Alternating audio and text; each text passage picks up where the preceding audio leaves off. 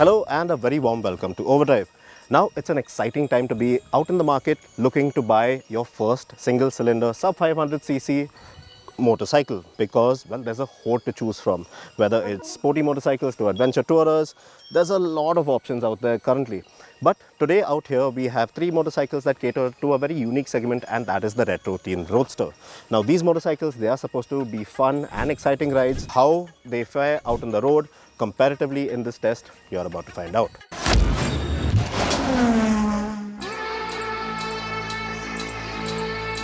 Alright, so let's begin with the Maverick 440. Now, as you may already know, this is a slightly more sportier take from Hero on the Harley-Davidson X440 because, of course, they share a lot of cycle parts. But then again, the latter, well, it is more expensive first and foremost, and of course, it is the slightly more laid-back cruiser-style motorcycle. So, given this competition, it didn't really make the cut, so we've left it out of this comparison. Now, the Maverick 440 is Hero's first venture into the premium motorcycle space above 300 cc's. And of course, it has proved to be, as far as Hero MotoCorp is concerned, well, it has upped the game in terms of refinement and quality. But then again, it's here to prove what it can do in comparison to the rest out here. Alright, so now moving on to the Royal Enfield Guerrilla 450.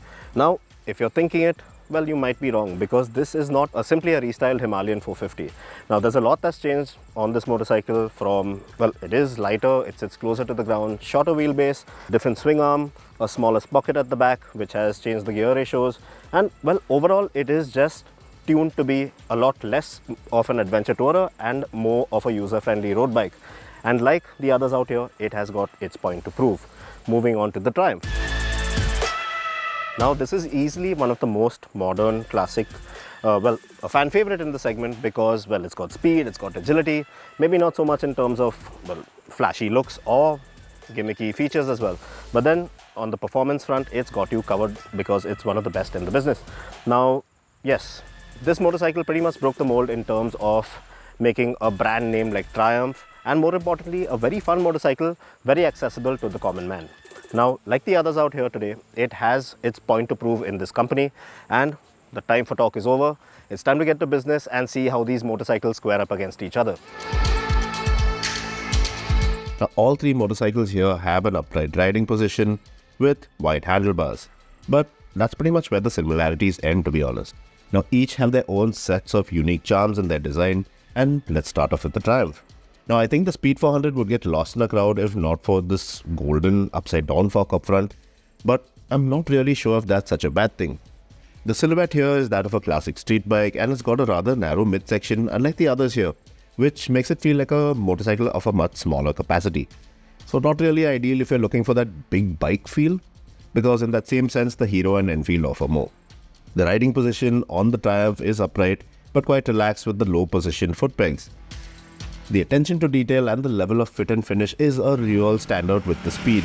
It aesthetically tries to mimic that what you get with bigger, more expensive bikes, which is great to see and feel. In terms of features, it's got a rather plain but slightly odd instrumentation readout. Now, I would have preferred if it had an analog tacho needle and a digital speedo readout instead, but that's alright. Now, there's no Bluetooth connectivity here as well, and in fact, it's the only one that misses out on this feature. But it's the only one that gets switchable traction control. Now, bar and mirrors, well, it lends a touch of class, but it could get in the way when you're trying to squeeze past standing traffic. The Maverick 440 is a rather bold statement from Hero. It looks and feels very premium by the company's standards, and although it shares many of its cycle parts with the Harley-Davidson X440, I love the fact that this one has these tank extensions that cover the otherwise ghastly gap between the tank and the fork, as you can see on the Harley. The end can is a lot better looking too. In the pictures, it shows off hints of a muscle bike, and when you actually get down to riding it, you'll see that part of that character is in fact translated. You'll feel a certain amount of heft with this one, but it's not a burden by any means. The upright riding position with mid-mounted foot controls is not overly stressing as well. The saddle gives you plenty of room to move about, and it's got lots of Hero branding all over, which does look neat in some places, like the H-themed lights at both ends. The Maverick also may have the least interesting display of the three out here today, But the patch on the left side of the handlebar really gets to me. Probably because I know that it's the place that the toggle buttons would ideally be on the more expensive Harley-Davidson X440. And this is also the only one that gets twin shocks at the rear as well. There's no hiding this Guerrilla. It's a bike that stands out no matter what colorway you choose. And it looks like a motorcycle that's been going to the gym regularly and not skipping out on leg days either. I mean, look at those tires. It's got the biggest section tires for a bike of its kind, with the 120 up front and a 160 section at the rear. Still, it feels a lot lighter than the Himalayan 450 at least. Well, there's no upside down fork, a smaller wheel at the fore, and yes, there is an odd looking gap in the headlight housing, but aside from that, nothing much to complain about. The bike looks big and it feels so when you actually get astride it as well. The tank looks massive, but it holds just 11 liters of fuel, which is too shy of the others out here. The riding position is a little more aggressive with higher mounted foot pegs, so taller riders will feel a little cramped over long distances on this one. I feel a longer seat would have suited the Guerrilla better too. This top spec model has got the fancy TFT display, which allows you to cast your phone screen onto the device, and it's got all the switchgear from the Himalayan 452, which is good for most part. Now this one's got switchable ABS and it's even got 2 ride modes. But I didn't like how Eco mode dials down the attitude of this bike, so I pretty much stayed away from it. I think the more attention you crave, the more you'll fancy the Guerrilla.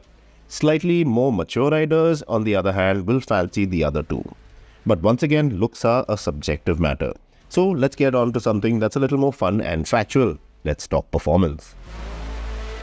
Now, real standout bit about the Guerrilla 450 has to be that Sherpa 452cc single-cylinder liquid-cooled engine. Now, of course, it's the same unit that has been carried over from the Himalayan 450. It makes the same amount of power and torque at 40 PS and 40 Nm. But then the rate of delivery has changed tremendously on account of the final drive ratio, which has been altered, as well as that rear sprocket. Now, the rear sprocket has 2 feet less than before. It's down to 45 now, and that has altered the way this motorcycle performs, and, well, it responds to your throttle inputs, well, lower down the power band as well. From 2000 to 4000, it feels a lot livelier than before, when something on the Himalayan. And of course, once it's past that 4500 mark, well, this thing just takes off. It just wants to fly, and that's something that you'll really appreciate on this motorcycle. Yes, the higher you go up the rev range, this bike just wants to rip past everything on the road. Past around 4500 RPM, it wants to tear everything and everyone to shreds. But that's not always a good thing, and I'll touch upon the subject a bit later on. There are quite a bit of vibrations to be felt at all times on the Guerrilla, and strangely it's at about 110 to 120 km per hour, where things appear to gain a bit of composure on that front. When it came to braking, I found that there was a little more to be desired. The single 310mm disc with 2 calipers biting down on it, and the single 270mm single piston caliper disc brake at the rear have a decent amount of bite to them. But under hard braking, I found the weight of the bike to drastically shift to the front and load the front suspension a lot more than it does with the others. So you've got to be prepared for that shift in weight under hard braking. In terms of mileage, the RE gave back 28 km per litre overall, which is the least from all the 3 that we have out here today. And considering that it has the smallest fuel bladder, well, you'll be stopping to tank up more often than not in this kind of company. The Speed 400 makes almost the same amount of power as the Guerrilla, but not as much torque. But what stands out here is the rate of power delivery, which is very linear and there's no sudden spikes, like with the Enfield. Things are smooth but a bit lackluster under 2500 to say around 3000 RPM, but it's a lot more tractable than the motor on the Enfield, and it manages lower speeds at higher gears a lot better and doesn't grumble as much in the process. Things remain composed and very gentlemanly up to the 5000 to 6000 RPM mark, where you'll hit a sweet spot if you plan on cruising at around say 100 km per hour, with the liquid-cooled 398cc motor humming nicely with some nice acoustics from the exhaust can as well. Open throttle and she's ready to rock and roll, just that it isn't as anxious to propel you forward with ferocity as much as the Enfield. But it's more than enough to keep you entertained if you're into spirited riding. This bike feels like it would be capable of doing this all day long. The brakes have a good bite to them and the balance is a lot better than the Enfield under heavy braking. And the Apollo tires do what they're supposed to do consistently well. In terms of running efficiency, the Triumph, well, it finished a marginal second to the Hero, returning 34.5 kilometers per liter. With the Maverick 440, it's not about being flashy or fast. It's more of a relaxed bike where you take things easy and have fun while doing so. If it's high speed you seek, you'll have to be patient with the Hero, because let's just say that you're not going to win any sprint races with this one, which is fine because it goes well with the long stroke motor, which gives this bike a very distinct character with a somewhat familiar but very different melodic thumb to it. But sadly, this engine lacks downright refinement. It felt less refined than the motor on the Harley X440 too, and it's pretty much the same motor in there. Now, if you're cruising at around 80 kilometers per hour and that is your deal, well, the Hero does this masterfully well. The brakes and the suspension hold up very nicely at the speeds this bike is capable of achieving, but sadly, speeds in excess of 100 kilometers per hour feel like you're really pushing it more than you ideally should. Although on some occasions I managed to see a max speed of 140 kilometers per hour light up on the open highway. And while it felt nice and planted, things felt a bit out of character because it appeared that I was trying to strangle the engine. So in this company, the other two out here would simply waltz ahead. Now all three motorcycles out here are based on three different but modern chassis styles. The RE employs a steel tubular frame which uses the engine as a stressed member. The rear subframe is different from that on the Himalayan 450. The Hero, on the other hand, gets a trellis frame, which it shares with the Harley-Davidson X440, while the Triumph uses a perimeter frame with bolt-on subframe that's common with the Scrambler 400X model. Now, each of these frames makes each of these motorcycles great fun in terms of agility, and of course, things are not all the same with each of them out on the road. The rider triangle on the Hero Maverick isn't as laid back as something like the Harley-Davidson X440, but in this company, it definitely is the most laid back of the lot.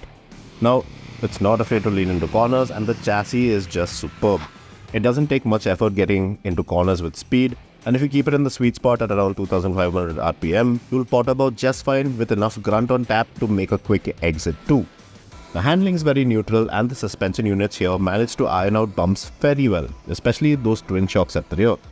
But the suspension isn't as plush as something like on the Harley-Davidson X440.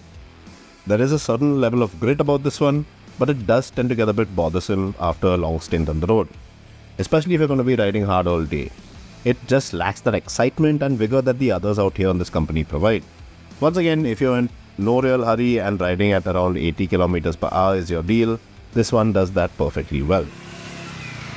Now, a real standout aspect of the Speed 400 has to be the way this thing handles. Now, it weighs just 176 kgs, which makes it the lightest motorcycle that we have out here today. But not only that, not only is it easy to wheel about, to push around when you're not riding the bike, but even, well, the riding posture. The seating, very comfortable, a bit sporty stanced, and quite comfortable out on long highway jaunts as well. But real standout bit has to be the suspension. I think the Bajaj Triumph Alliance have really aced it with this one. It's got a nice 43mm big piston fork up front, good 140mm of travel, and you have 130mm of travel at the rear, and it keeps things nice and plush pretty much all throughout on all road conditions. The harder you ride this one, the more your chances of finding the suspension to be a tad soft, especially at the rear. The front gives you a good amount of feedback, but the rebound at the rear can be a bit upsetting at times. But another thing I appreciate about the Speed 400 is, although it's extremely easy to flick this thing in all directions when you're riding even fractionally fast, when you're mid-corner on the gas and looking to get a quick exit, well, with its linear torque curve, the throttle inputs are extremely smooth, allowing you to get on the gas a lot earlier, because you can predict how the bike is going to react. Not so much so with the other two out here, especially with the Guerrilla 450, because of its spiky nature. It'll take a little more time to get used to mastering, especially in the wet with those tires. The block pattern C8s, well, they look like dual purpose tires and they go with the entire overall theme of the bike, but they're simply meant for the road. And while they do alright in the dry, in the wet, they are far from the best out there. At 1440mm, the Guerrilla has the longest wheelbase out here. Still, this bike manages to hide its heft fairly well once you actually lead it into a corner. But it won't match up to the Hero and the Triumph if there's a series of fast corners which require quick changes in direction. You'll have to be mindful of your throttle usage also if you're trailing and want to get ahead. But the suspension out here deserves a special mention because the Showa units on there work just so well at all speeds. The Guerrilla gets a regular telescopic fork on front, and it misses out on the upside down unit of the Himalayan 450, which may be a bit misleading on paper, but in terms of functionality, it's right up there with the best. There's 10mm more playroom available on the rear of this bike than on the Speed 400, but just the way the suspension is tuned, the compression and the rebound at both ends, right out of the box, works dynamically well with this bike setup. It's definitely the most comfortable to ride out of the three out here, and we just wish that the seat was longer. The Triumph is the petite one from the three out here, so as you would imagine, in the city, it's a lot easier to weave through slow-moving or even standstill traffic. It has a lighter hydraulic clutch, the engine is smooth, and more tractable at lower speeds than something like the Enfield, but maybe not so much as the Hero. The Hero feels very at home in the city, and the Maverick gets a slip and assist clutch like the others out here too, which makes light work of relatively long commutes within the city. It may not be the most entertaining ride, but it definitely does not feel out of place in town and will get you where you want to go very peacefully indeed. Now, a newer rider might find something like the Guerrilla to be an eager beaver of sorts, always egging you to go fast, and if you feel the need to shift to eco mode and dilute performance, well, you, my friend, are missing out on the point of this bike. The turning radius could have been better, but all in all, it's not as much of a hassle as the Himalayan 450 is in the city. Thankfully, it was raining on and off while testing this bike, and to be honest, we have had experiences with our long-term Himalayan 450, which does tend to heat up rather quickly when we are stuck in city traffic and the temperatures are soaring. So you might want to watch out for that happening somewhere down the line with the Guerrilla as well. Now to conclude with proceedings for the day and figure out who does what exactly better, beginning with the Maverick 440. Now this of course is the best motorcycle that has ever rolled out from a Hero production line, in the recent past at least, and of course, yes, it is a very well thought of motorcycle, but then in the bigger scheme of things, when you consider the competition on hand, at least today, well, it does fall short on certain aspects, especially if you are looking to get your hands on a fun and exciting motorcycle to ride out on the road.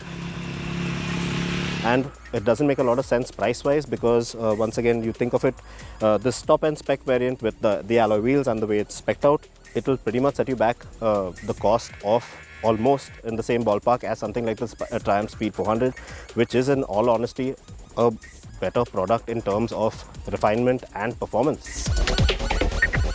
Now the Speed 400 is very neat, slender and perky, and it has a quite linear power and torque curve. It's not as peaky as something like the Royal Enfield in the mid-range of the spectrum, and it doesn't have that low-end grunt of something like the Maverick 440 either. But then again, once you're in the sweet spot at around 5,000 to 6,000 RPM, this thing is a complete blast in the city and out on the highway once you are in that sweet spot. And that's what makes it a very thorough, entertaining ride. Now, yes, it does lack certain connectivity features, but then again, it does get traction control, something that a lot of people, newbie riders, will really fancy because that's something that you can actually that you can relate to out on the road when you're riding this motorcycle. And something that I really appreciate about this bike is the fact that although it is the most affordable Triumph that you can get your hands on currently, well, production level Triumph at least, yes, this one pretty much mimics the dynamics and the aesthetics of more expensive, larger capacity Triumphs in the lineup, and that is always going to be a good thing. Alright, now the Royal Enfield Guerrilla 450, you could see this motorcycle as a broad-chested roadster ruffian of sorts, because this motorcycle is all about the aggression, power, muscularity, all that kind of thing, and it goes to show, right? But then again, in terms of nimbleness, it is not the most agile motorcycle that we have in this lineup today. But then again, it will get the job done once you get a hang of the weight and heft of this motorcycle.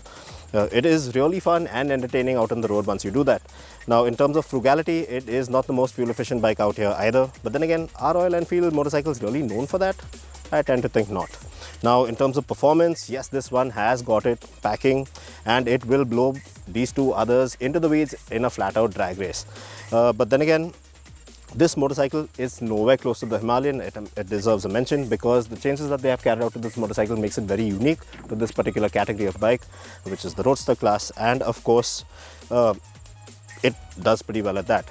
Now, some things that I'm not too taken away with are the fact that I'm not a big fan of the switchgear because it is, once again, this particular thing is carried over from the Himalayan, and we have encountered some issues with our joystick, the functioning of the joystick on our long-term motorcycle. And then there is the other plaguing issue of the bike overheating. There have been certain cases registered in India where people have gone on and said that, well, when you put this bike into a riding scenario where the temperatures are soaring and you throw traffic, getting stuck in traffic into the mix, this bike tends to heat up unnecessarily. But Royal Enfield really hasn't addressed that issue, so you might want to think about that as well. Alright, now let's get one thing straight. If you opt to buy or go in for any of these three motorcycles, you are going to be judged by your peers. And according to me, at least, well, if you opt for something like the Hero Maverick 440, you will be seen as a very easygoing, relaxed person who's usually not in a hurry to get from A to B, and at the end of it, a Hero fanboy. But then again, if you opt for something like the Triumph Speed 400, now you will be seen as more of the connoisseur of the finer things in life. Likes to keep things neat and tidy. Loves to ride sporty, and yes, with agility and a bit of stealth thrown into the mix as well. And of course, moving to the Royal Enfield Guerrilla 450. Now, if you opt for this particular machine, you will be seen as a person who just wants all eyes on me at all times. And yes, it might be a bit heavy, it might be a little cumbersome to ride in comparison to the other two. But then again, it's all about aggression and power. More aggression, more power. This machine, it's all about that. But for me personally, I would really fancy something like the Triumph Speed 400 because of the current package that it offers. It is sporty, it is nimble, it is a real breeze and a hoot to ride, not only in the city, but once you actually get out onto the open roads out of town. And of course, fairly decently priced. Now, yes, that's a great thing. And of course, this motorcycle, it doesn't have a comprehensive list of, well, fancy gimmicky features that could go awry somewhere down the line in the future. So this is the motorcycle that I pick as my winner. Which one do you choose? That is depending all on your riding style. Do let us know in the comments, and of course, thank you for watching, and we'll see you back on the channel soon.